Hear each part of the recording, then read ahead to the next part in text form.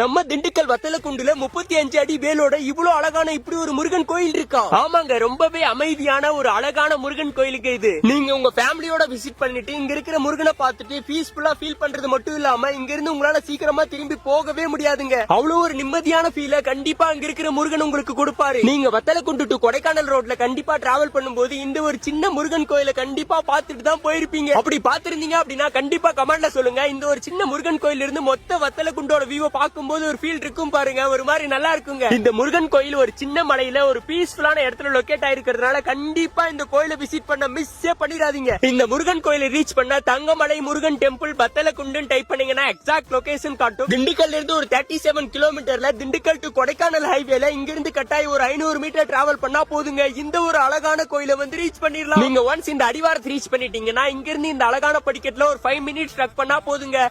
இந்த ஒரு தங்கமலை முருகனை வந்து ரீச் பண்ணிடலாம். உண்மையிலே என் அதிர்ஷ்டமோ என்னமோ தெரியலங்க. நான் போகும்போது கரெக்டா முருகனுக்கு பாலாபிஷேகம் பண்ணிட்டு இருந்தாங்க. அதெல்லாம் பார்க்கும்போது கண்டிப்பா கண்ணெல்லாம் அப்படியே ஒரு மாதிரி குளிர்ச்சியா இருந்துச்சு. அப்புறம் அபிஷேகம்லாம் பண்ணி முடிச்சிட்டு அப்புறம் அலங்காரம் பண்ணிட்டு முருகனை பார்க்கும்போது ரொம்பவே அழகா இருந்தாருங்க பாக்க. இந்த முருகனோட அழகை பாக்குறதுக்காகவே இந்த கோயிலுக்கு நம்ம வரலாங்க. கண்டிப்பா நெக்ஸ்ட் சீக்கிரத்துல ஒரு பிளான போடுங்க. அதுக்கு முன்னாடி இந்த மாதிரி யூஸ்ஃபுல்லான திண்டுக்கல் கண்டென்ட் போற நம்ம ஐடியா நம்பி ஃபாலோ பண்ணிக்கோங்க. நீங்க யாராவது இந்த கோயில் ஆல்ரெடி விசிட் பண்ணிருந்தா கண்டிப்பா கமெண்ட்ல சொல்லுங்க. வேற ஏதாவது டவுட் இருந்தா கேளுங்க. Love you all, bye by.